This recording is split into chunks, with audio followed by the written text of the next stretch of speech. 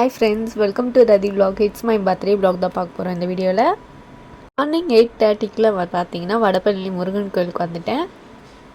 So பாப்பாவுக்கும் பார்த்தீங்கன்னா school இருக்கிறதுனால கிட்டே இருக்கிற கோயிலுக்கு வந்து போயிட்டு வரலாம்னு சொல்லிட்டு கிளம்பிட்டோம். பார்த்தீங்கன்னா பேர் ராசிக்கு வந்து அர்ச்சனை பண்ணணும்னு சொல்லிட்டு ஒரு அர்ச்சனை, அதுக்கப்புறம் சாமிக்கு பூலாம் வாங்கிட்டு கிளம்பிட்டேன். வனி பாப்பா பிறந்து அதுக்கப்புறம் சர்வேஷ் பாப்பாவும் இதுதான் ஃபஸ்ட் டைம் வந்து கோயிலுக்கு வராங்க இப்போது வடபழனிக்கு.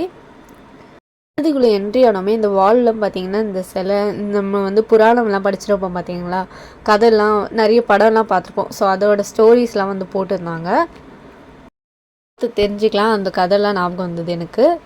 சன்னதிக்குள்ளே போய் சாமிலாம் பார்த்துட்டு வெளியே வந்துட்டு பாப்பா பார்த்தீங்கன்னா நடந்துருந்தாங்க. சன்னதிக்குள்ளே போய் சாமி பார்த்துட்டு நெக்ஸ்ட் வந்து வெளியே வந்துட்டோம்.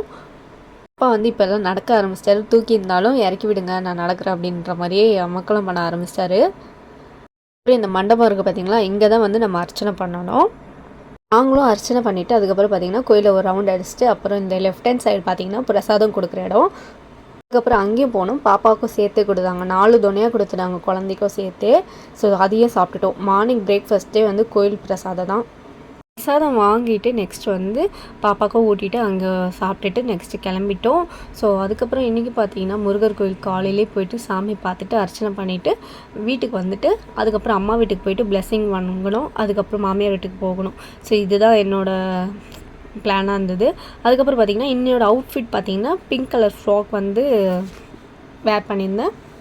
அம்மா வீட்டுக்கு போய்ட்டு வீடியோ எடுக்கல மறந்துட்டேன். ஸோ அம்மா கிட்ட பிளெஸிங் வாங்கிட்டு நெக்ஸ்ட் வந்து மாமியார் வீட்டுக்கு வந்துட்டேன்.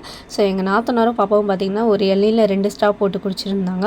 ஸோ இவங்களுக்கெல்லாம் சாக்லேட் கொடுத்துட்டு நெக்ஸ்ட் என்ன பண்ணிவிட்டேன், கொஞ்சம் ரெஸ்ட் எடுத்தேன். ஸோ அதுக்கப்புறம் வந்து ஆஃப்டர்நூன் லஞ்ச் வந்து ரெடி பண்ணியிருந்தாங்க. சாம்பார் ப்ளஸ் வந்து எனக்கு பிடிச்ச கருவாடு, அதுக்கப்புறம் வத்தல், அதுக்கப்புறம் அப்பளம், முட்டை இதெல்லாம் ரெடி பண்ணாங்க. நைட்டும் அங்கேயே இருந்துட்டோம், தூங்கிட்டேன். ஸோ அதுக்கப்புறம் பார்த்திங்கன்னா சிக்கன் கிரேவி வித் சாப்பாடு வந்து ரெடி பண்ணியிருந்தாங்க. அதுக்கப்புறம் சாப்பிட்டுட்டு நெக்ஸ்ட் வீட்டுக்கு வந்துட்டோம்.